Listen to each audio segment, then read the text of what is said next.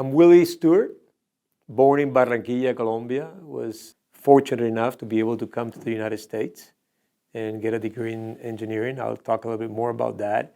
And in '94, I founded Steuart, which is an engineering design landscape firm with about 150 people and in multiple locations in North and South Carolina. So, grew up in Barranquilla. As you know, Barranquilla is such a happy place. It's just a great place to be, even more so now than ever before. And then I came to the United States to study. And I went to Western Carolina University. I played golf there. And then I transferred to NC State. And I got an undergraduate degree in civil engineering and a master's in structural engineering. There's always something going on with me. I've always been a competitive guy. And I think as I trying to think about when I was 12, I remember playing tennis, playing in a national tennis tournament. And I remember I won the first match. And in the second match, I played against a guy, I remember I was 12 years old, against a guy from Cali. I'll never forget this. And he beat me 6-0, 6-0. I think I must have won maybe 8 points the whole time. It was depressing. I was 12 years old. And I came back to Barranquilla. I said, I'm done with tennis. So I'm taking on golf, which was probably a great decision as I became really, passionate about golf. I love golf. And my school was next to the country club. So I would walk every day from school and just go play by myself. And eventually when I was 17 years old, made the Colombia national junior team. And it's amazing. I have a picture of that, long hair and the whole works. And I played in the South American tournament. And that led me to the United States because I came to Western Carolina on a golf scholarship. So, there's some things happen for a reason in life. I call them those influence points in your life. And I guess maybe having been beaten that badly allowed me to go in a different direction, which led me to here, eventually to be on this podcast. So we walked to school. We lived not too far from school. And there was this big building that was being built. Now we're talking 1975, right? And I would walk by and I was just fascinated by this building. And they were, pouring the concrete columns. But there was this big sign. And he had that said, Ingeniero Eduardo Fernandez. And I said, oh my God, I need to be an engineer. I want my name in big letters like that, right? And then I looked at the building and said, so I guess I need to become a structural engineer. And I was good in math and good in physics and I was good with numbers. So that led to this becoming an engineer. But the funny part of the story is that about 20 years later, I'm talking to my dad. I don't know how this evolved, but he said, he asked me the question, how you become an engineer? And I told him the story. And he looked at me and said, but son, you do understand that guy was not an engineer. They just called themselves that to give themselves some cachet, give themselves sort of some importance. He was probably just a developer, right? But he said, oh my gosh, I became an engineer by mistake. And the interesting thing about it is that I became an expert in sort of behavioral analysis, like what people do as a natural behavioral tendencies. And you have typically 4 of them, your dominance, your influential, your steadiness, and your compliance. And when you look at what engineers really are in that aspect, they tend to be high steadiness, high compliance, low dominance, low influential. This is the disc. And I am actually the opposite. I'm high dominance, high influential, low steadiness. I have no patience whatsoever, and low compliance. So it just even on who I am as a sort of my personality doesn't align with being an engineer. Interesting enough, but I discovered that again 20 years later. Again, I went to this American school in Barranquilla, and there was a connection between our American school and several American schools in Colombia, as well as, I think Venezuela and part of Central America. And their connection was with one of the universities that they were connected with was Western Carolina University. In fact, there was a gentleman, Dr. Burton Fox, I'll never forget him, and one of his jobs is to recruit graduates from this university to come and teach in these American schools. So 3 of my teachers, my senior year in high school, were graduates from Western Carolina. And he had a connection with Western. And he helped me get there. He helped me get a golf scholarship, and that's how the whole idea was to come here and then go to either Georgia Tech, at the time was probably my #1 school, or NC State. So I ended up graduating from NC State with an undergraduate in civil engineering. And as my mom told me, you're going to stay in school and you're going to get a master's degree. So I did. I followed what mom said, and I got a master's in structural engineering. That's how North Carolina came about. The first 2 years at Western, frankly, I'm going to tell you, lots of stories to be told on your first semester when you first come here. Didn't do so well. It was kind of interesting, I just partied too much, and then I had to really get serious my next 3 semesters to be able to transfer and get accepted at NC State. So I was always being hyper focused about things. Once I decide this is what I'm going to do, I do sort of very disciplined in that aspect, right? So that's what I did. And then, when I got to NC State, I worked. I was working and going to school. And then when in graduate school, I was a teacher assistant and a research assistant and worked through graduate school. And then when I graduated, I actually moved to Miami for 3 years. I wanted to be close to Colombia, but remember, it was the early 80s.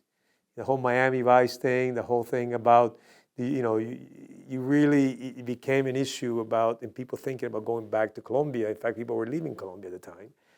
And so I decided to go to Miami. I was there for 3 years. And then I decided to come back to North Carolina. So when I came back, I actually came back to work for a small structural engineering. It's a small consulting firm, and called W.H. Gardner and Associates. And then they said, Willy, we're going to make you partner. There was 2 partners, Steve McDaniel and Mr. Gardner, and they did. So I started working with them in '88. By about '91, they made me partner. Whole technology around cell phones and all that was just really evolving.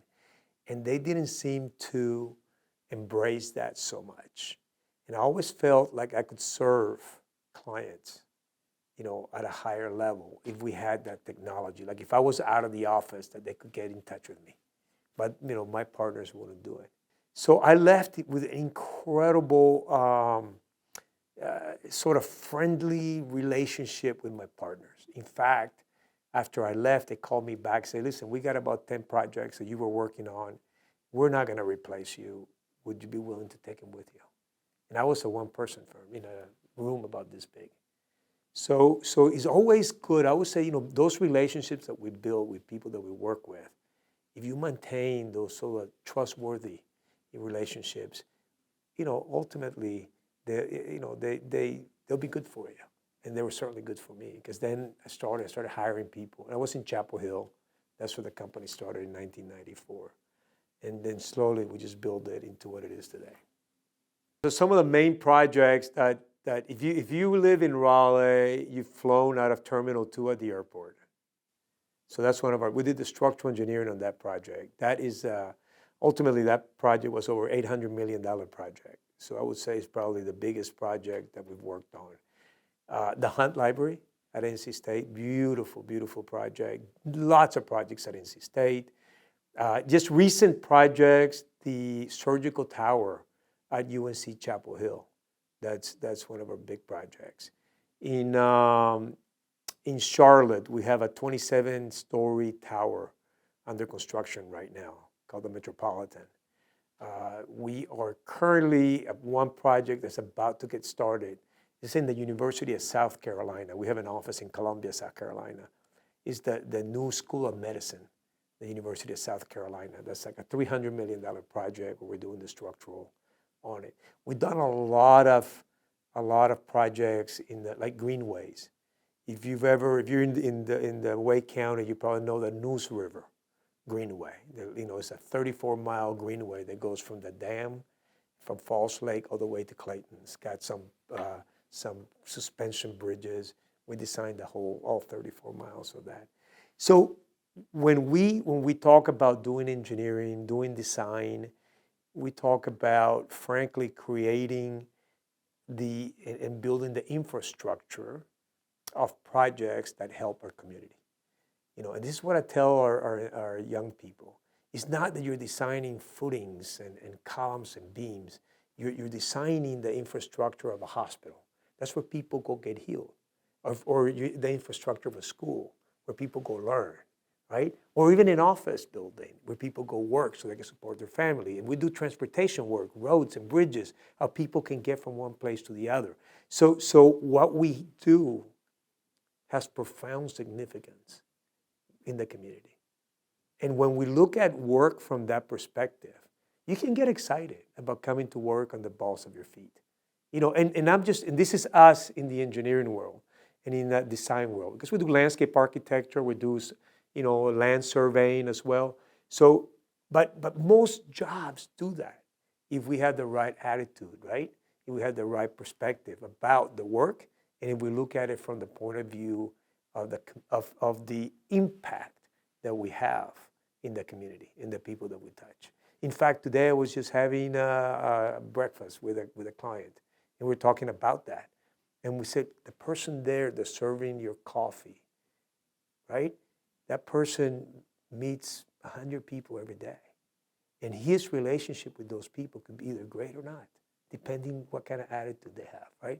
So we all do, and we can all influence other people and the community that we work in. I feel like I've been lucky in many ways, right? And lucky in the sense that opportunities came my way and that I was able to sort of take advantage of them. In the year 2000, 2001, we had a bit of a recession.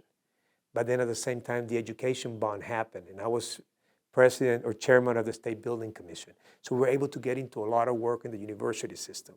So the obstacles that other people were facing, we were able to overcome because we were doing work for the university. So having a diversity of the work that we do has helped through all the ups and downs of the economy. One of the things, of course, COVID hit, right? So that was major impact in your culture. One of the things that we have in North Carolina, the Triangle, Charlotte, now the Triad, is that we are a great place to work, a great place to live, a great place to raise a family. So guess what? Companies are moving here. People are moving here. People want to be here, right? They don't want to be in New York. They don't want to be in California. They want to be in North Carolina, being one of those places. So what's happening is a lot of competitors have come. So now we're dealing with a competition. So on setbacks, whether it's not necessarily so much as a setback or an obstacle, you kind of have to be, you have to be very keen in understanding what is it the client wants. What is it that you can give them, and what projects you want to get involved with. You can't do them all, and there's some you don't want to get involved with. So while it's a great place to be, you truly have increased the competition in many, many ways. Always trying to improve myself. I remember going to a sort of a training where we're learning about ourselves and our backgrounds and who we are as people. And I remember the person that was leading that training looked at me and says, "You got a problem." And I said, "What's my problem?" He said, "You want to control everything. You need to go fire yourself as your own higher power." So this was July of 2010. So interesting enough, I had an opportunity that week to sort of do one of those, just start thinking about it. And I sort of fired myself and decided, you know what, I need to be a bit more connected with people and not try to control everything. So that's where that book came from. So the book is really a story that combines a couple of things. It's a story about the CEO of a general construction company. And I wrote this book in 2014, and that's a 2015 edition. And he meets Pablo Cervantes, Paul the Servant, right? And Pablo Cervantes is a taxi cab driver in New York City. And this is Edward McGlan. McGlan is shortened for McCausland, my mom's last name, right? And Edward is my middle name. And Edward goes to New York. He's negotiating a project in Savannah, Georgia with these New York developers. And he feels like he's getting pressured by this, that he calls these Yankees, right? But he gets in a taxi cab that Pablo Cervantes is driving. And in the way to the airport, they have a conversation.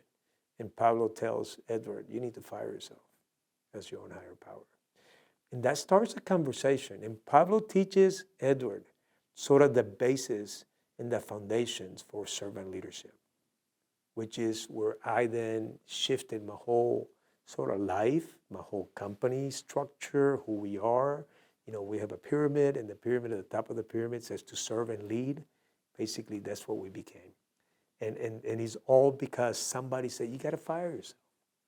And really, that's what we need to do. Because at the end of the day, life and leadership is about humility. It's about trust.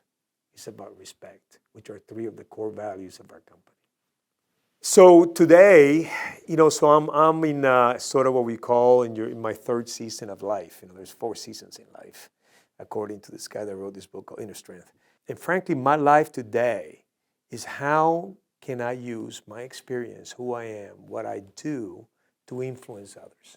So I've come up and started writing in the last couple of years. I've had this idea, and I started putting it sort of on paper about how do you live what I call wholesome life. What does that look like? What does that mean? And then I started thinking about this idea of your work-life balance. And I've come up with a sort of realization that there's no such thing as work-life balance. Because if you look at work-life balance, what you're looking at is here's a balance, here's work, and here's life, and and your personal life. And the idea of keeping that in balance. But it doesn't really work, right? What I came up with what we call a confluent life.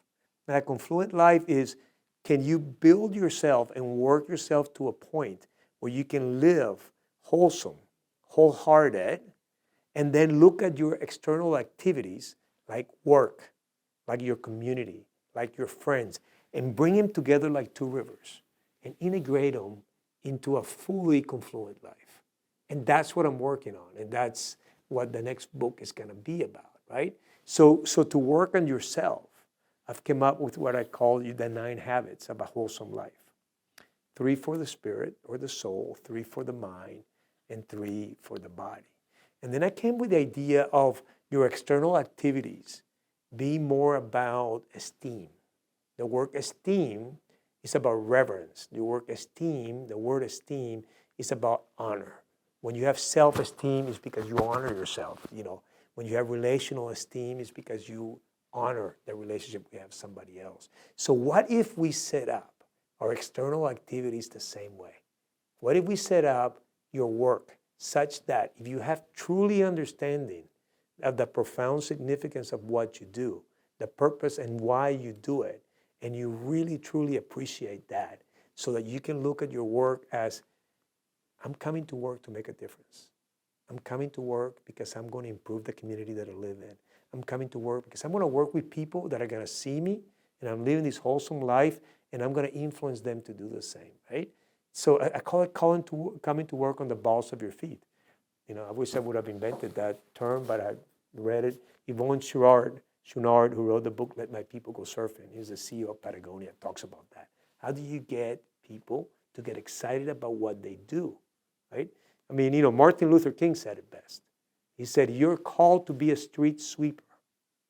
Sweep streets, like Michelangelo painted, like Shakespeare wrote, like, so that people can say, there live a great street sweeper. So we all have that ability to do that. So bringing that with your wholesome life then creates this confluence. And if you can live in confluence, I think this is what life is all about. Because frankly, at the end of the day, we're only here for a wisp. We're going to be gone before we know it. We may think that we're here for a long time, but we really are not. When you take into account the millions of years that this earth has existed, and we're here for 80 years or 90 years, it's nothing. So what do we do while we're here? Right? How do we influence others? We got to do it by example. We got to do it ourselves first. You got to work on yourself first. You may hear the word, love your neighbor as yourself. You're not, and Pablo said that to Edward. You cannot love your neighbor unless you love yourself first. Period. To love yourself first, you have to accept yourself. You have to forgive yourself, right? So you got to start with that. So when you're looking at on the 9 habits, in fact, that's the first habit around your soul and your spirit, is recognize the abundance of love that exists and that you personally can embrace, right? But it also requires that you have a positive mind, a mind that is also grateful. Because here's the thing, the only thing that you can control, the only thing is your mind. You can't control the weather. You can't control the person in the car, the car in front of you. You can't control what even your spouse is thinking or doing, or your kids, or the work, or the economy, or politics. You can't. But you can control how you think about that and how you react to that. So a positive attitude is absolutely, you want to start improving yourself, start improving how you think about things. Are you going to get angry? Or are you going to say, let them? Mel Robbins wrote a book called Let Them. Just let them, right? There's so many good books out there. Start reading books to improve yourself. There's so many. In the 9 habits, I have a list of 50 books that you can read. For the business books, self-improvement books. So it is important, without a shadow of a doubt, that you start with the first habit of love, loving yourself, and loving your partner, your spouse, the person that lives with you. If you have kids, they're part of who you are. Once the kids leave, they become part of your external world, right? But while they're in your house, they're part of your internal. That's of who you are, right? And then figure out a way to connect with your external by recognizing the esteem part of that. My wife, Sherry, and I, we have a combined 5, 2 hers and 3 mine from our previous marriages. My 3 kids, my oldest son is in Denver. He and his wife, Cammy, do extremely well. They're big time into the physical fitness and stuff. My daughter, Erica, is in Los Angeles, married. 2 grandkids that I have, Vida and Dominic, 3.5 and 1.5. Just great, family. My son David and Rebecca, and Erica's husband's name is Simon, and David and Rebecca, they're living the triangle, so it's good. I get to see them. And then Sherry's 2 kids, Max and Jake, and Max is in Ohio, getting married in December. Jake lives in Mississippi. He's a graduate from UNC Asheville. And then I have my parents who my dad's 89, my mom's almost 89. They're in Barranquilla. And it's amazing. I think we're blessed that they're still here, obviously at that age. They never exercised or ate well and smoked cigarettes all their lives, so they're still here. So I always wonder, maybe there's some good DNA there going on. My wife and I, we love to travel. That's one of the things that we absolutely is one of our favorite things to do. We love to go to Europe, whether it's, love Italy. We've been to Italy all the way from Matera all the way up to Lake Como and all over Italy, Sardinia, France, likewise Europe. I've been a part of Spain and Portugal, and I took a trip with my son to London and then Scotland. Took my trip with my daughter to Spain, and we did Madrid and Bilbao. So we love to travel. I think it helps sort of just embrace, life and being able to take time to that. I'm a cyclist. I don't just ride bikes. I'm actually a cyclist, and I have to tell you there's a difference because I ride almost 200 miles a week, and my wife says I'm obsessed. I say, what's passion? I say, no, you're obsessed, Willy.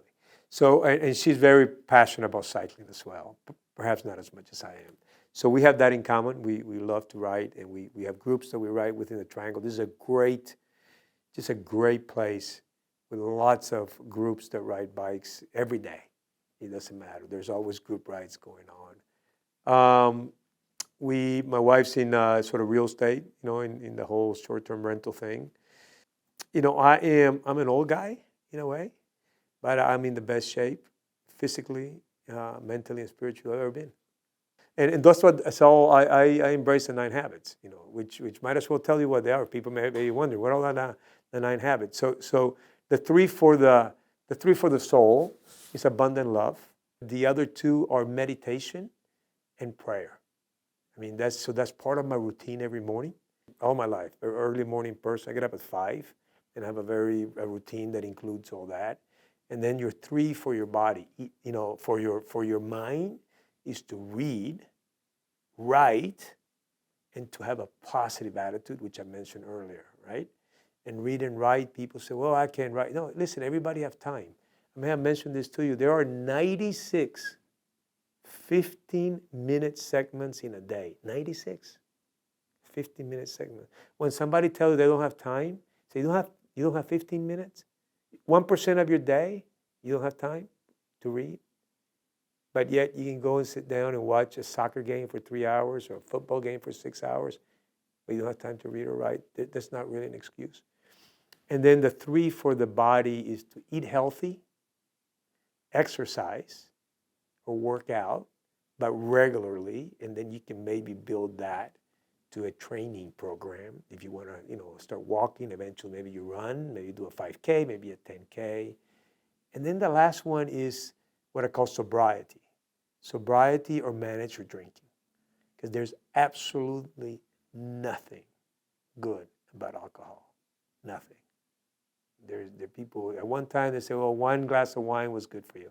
That is even, people are saying, the research has shown that not even is good. So that keeps your body clean, that keeps your body, there's so many alternatives. You can do tea, you can do kombucha, you can do, just water. So working on those 9 habits as part of who you are, keeping that wholesome life, and then become an example to others and influence others. And people, guess what? Because people don't know, but when you tell them, say, oh yeah, okay, I get it. Yeah, I can start reading, I can start writing, and they will. But somebody needs to tell them. And that's the next season for me, is to start telling people that and how to do it, how to meditate, how to pray, how to eat healthy, right? All those things are not hard. There's plenty of reels about that on Instagram and Facebook and all these other things. But it's good to have them all together because it takes all night.